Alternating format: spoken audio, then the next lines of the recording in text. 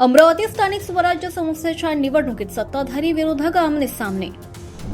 स्थानिक स्वराज्य संस्था निवडणुकीच्या पार्श्वभूमीवर काँग्रेस नेत्यांनी सत्ताधाऱ्यांवर गंभीर आरोप करत लोकशाही प्रक्रियेत पैशांचा मोठ्या प्रमाणात वापर होत असल्याचा दावा केलाय। काँग्रेस नेत्यांनी सांगितलं की पक्षाकडे उमेदवारीसाठी अनेक इच्छुकांनी मागणी केली होती। अशा परिस्थितीत एका उमेदवाराला संधी देताना इतर इच्छुकांवर अन्याय होत नाही याची काळजी घेण्यात आली आहे। मात्र सध्याच्या घडामोडींमुळे संबंधित उमेदवार मॅनेज झाल्याचा संशय निर्माण होत असल्याचं त्यांनी म्हटलं। जर हा उमेदवार आधीच निवडणुकीतून बाजूला जाणार होता तर इतर इच्छुकांना संधी देता आली असती। अनेक कार्यकर्त्यांनी तिकीट मागितलं होतं, त्यांच्यावर अन्याय करून एका उमेदवाराला संधी देण्यात आली आणि आता परिस्थिती वेगळी दिसते, असं काँग्रेस नेत्यांनी म्हटलं। यावेळी त्यांनी महाराष्ट्रातील इतर जिल्ह्यांचा देखील उल्लेख केला। यवतमाळ, चंद्रपूर, वर्धा यासह अनेक ठिकाणी अशाच प्रकारे राजकीय खेळ झालेत। लोकशाहीची चौकट विस्कटण्याचं काम सुरू आहे। पैशांचा एवढा उघडपणे दुरुपयोग यापूर्वी कधीही पाहिला नव्हता, असा गंभीर आरोप माजी मंत्री डॉक्टर अनिल देशमुख यांनी केलाय। देशमुख यांच्या आरोपावर खासदार अनिल बोंडे यांनी प्रत्युत्तर देत चांगलाच निशाणा साधला। ते काय म्हणाले ते पाहूया।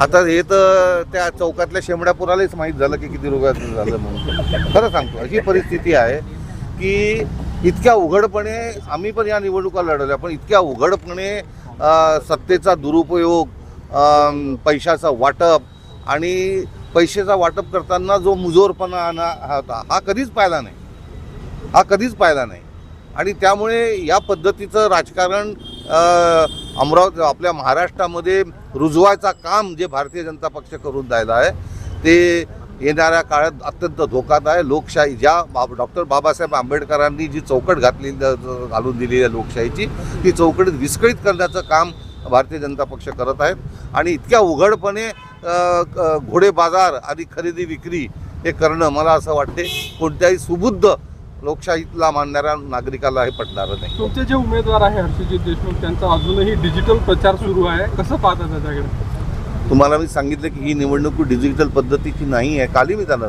सांगितलं, आम्ही पण त्यांना समजून सांगितलं की निवडणूक उतरल्यानंतर ज्या गोष्टी करायच्या आहेत त्या गोष्टी करायची त्यांची तयारी असेल ती त्यांनी पहिले तयारी दर्शवली होती।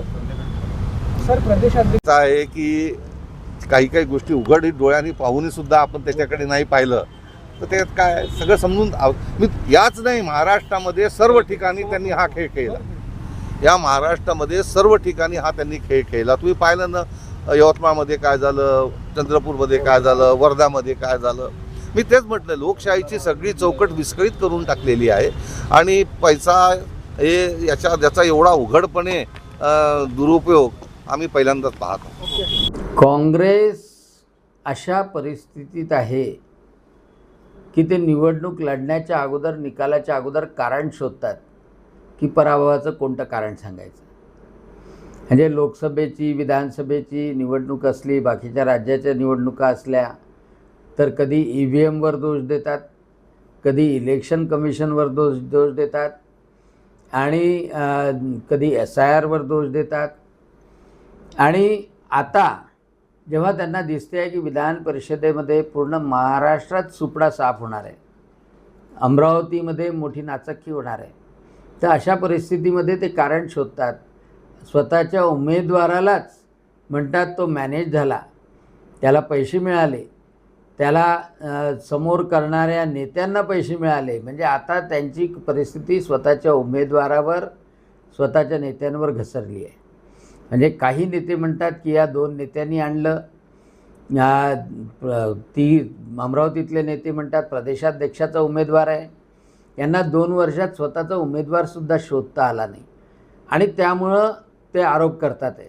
खरं म्हणजे नाचता येईना अंगण वाकडे याप्रमाणे त्यांना निवडणूक लढायची नसते, जिंकायचं नसतं, त्यामध्ये गंभीरपणा नसतो आणि फक्त पराभवाचे कारणं शोधत असतात आणि त्याच्यामुळं त्यांच्या वायफळ बडबडीकडे कोणी लक्ष न देता भारतीय जनता पक्षाच्या उमेदवाराला संपूर्ण महाराष्ट्रामध्ये आणि अमरावतीमध्ये मोठ्या ताकदीनं लोकप्रतिनिधी निवडून देतील हा विश्वास आहे।